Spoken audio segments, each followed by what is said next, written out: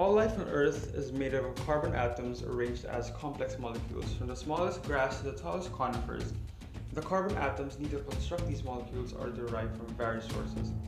The means by which organisms acquire and use them represent some of the most basic adaptations required for life. And the major source of carbon from which life is constructed upon is carbon dioxide in our atmosphere. Although abundant, not all living organisms are able to use carbon directly. Only autotrophs can transform carbon in the form of carbon dioxide into organic molecules in living tissue. They use the sun's energy to drive the process of converting CO2 into organic compounds in the process known as photosynthesis. This complex sequence of metabolic reactions can be separated into two processes, the first of which is the light-dependent reaction. This begins with the initial photochemical reaction in which chlorophyll-2 molecules within chloroplast absorb light energy. This raises the energy level of the chlorophyll molecule. The electrons return quickly to their ground state due to instability, and this releases the absorbed photon energy. This results in the process called photosynthetic electron transport. In the light-independent reactions, on the other hand, CO2 is biochemically incorporated into simple sugars. Although they do not require the presence of sunlight, they are dependent on the products of the light-dependent reactions. Plants that involve the initial fixation of CO2 into the 3-carbon PGA or the Calvin-Benson cycle are known as the 3 plants. Harvesting of energy from the chemical breakdown of simple sugars is known as cellular respiration. The availability of light or power directly influences the rate of photosynthesis. As the sun rises, the value of power increases and the rate of photosynthesis likewise increases. This eventually reaches a level at which the rate of CO2 uptake is equal to the rate of CO2 loss. The light level at which the rate of net photosynthesis is zero is called the light compensation point.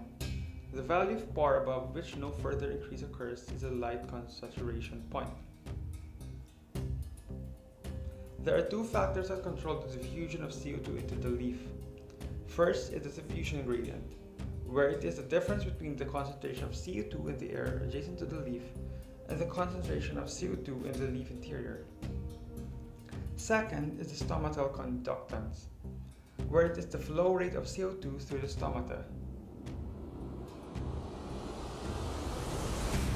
As the surrounding environment changes, plants evolve adaptive mechanisms to cope with the sudden changes in their environment.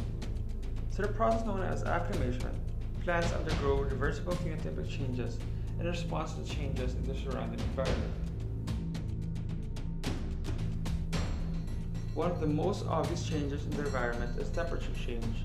Temperature varies with elevation, slope, and aspect. These variations in temperature are directly related to several biochemical and physiological adaptations that act to shift the temperature responses of photosynthesis and respiration towards the prevailing temperatures in the environment. Furthermore, divergence in temperature response can be observed when individuals of the same species are grown under different thermal conditions.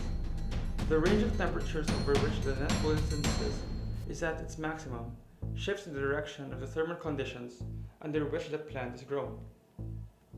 Under extremely low temperatures, some plants alter their cold-sensitive cells into hardy ones by adding or forming protective compounds in cells in order to tolerate the extreme cold. In addition to this, some plants synthesize or distribute substances known as antifreeze, which can lower the temperature at which freezing occurs. However, as spring begins, plants lose their antifreeze, making them susceptible to frost damage. Aside from this, they also produce protective compounds that allow leaves to survive freezing temperatures. This is most obvious among the needle-leaf evergreen species, particularly pinus. Moreover, most mechanisms for both acclimation and adaptation to temperature involve trade-offs between performance at higher temperatures and performance at lower temperatures. In order to carry out metabolic processes and synthesize new tissue, plants require a variety of chemical elements that come in the form of micronutrients and macronutrients. As such, some of the macronutrients form the majority of plant tissues and are made available to plants as glucose via photosynthesis.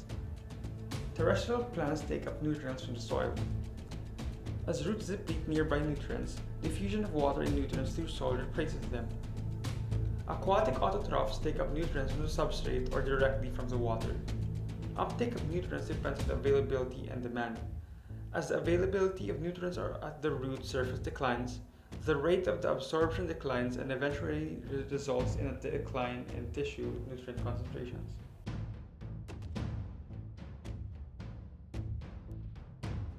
Plants with high nutrient demands grow poorly in low nutrient environments.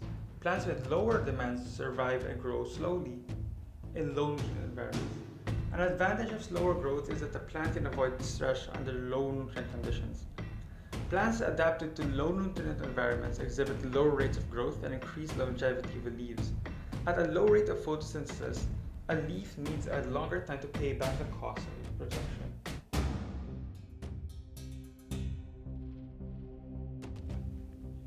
In different plant processes, such as transporting water from the soil to the roots of the plants into the leaves, requires a transfer of energy. The measure of the available energy needed in order to do work is called Gibbs free energy. The movement of water through the soil-plant atmosphere continuum exhibits passive transport, wherein spontaneous reaction occurs without the use of energy. It is also driven by the internal differences in the Gibbs free energy of water at any point along the continuum.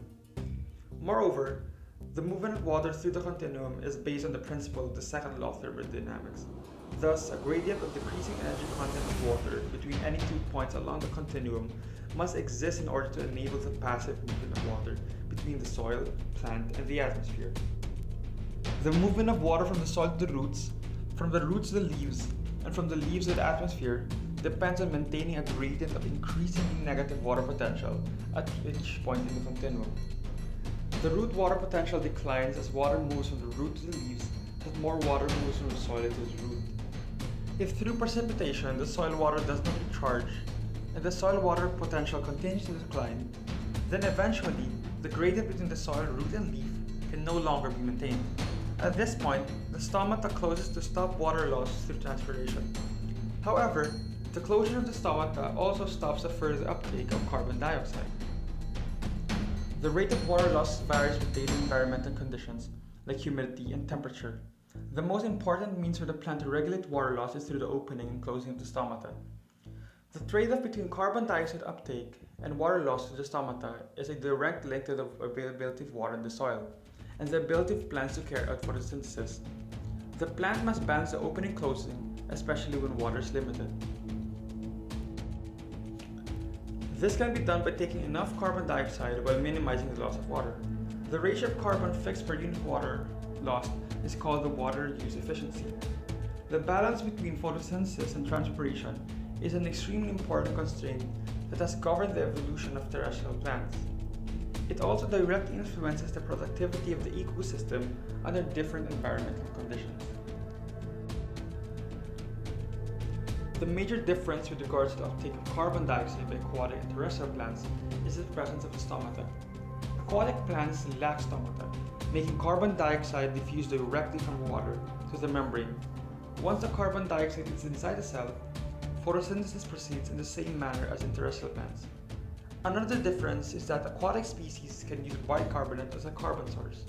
However, conversion to CO2 must first be accomplished.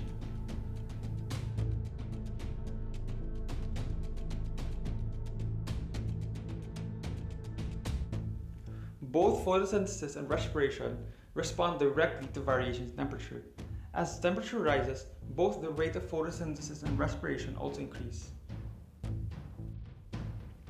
In order to maintain the internal temperature within the range of tolerance, plants must exchange thermal energy with the surrounding environment. This transfer of heat between the plants and its surroundings is governed by the second law of thermodynamics.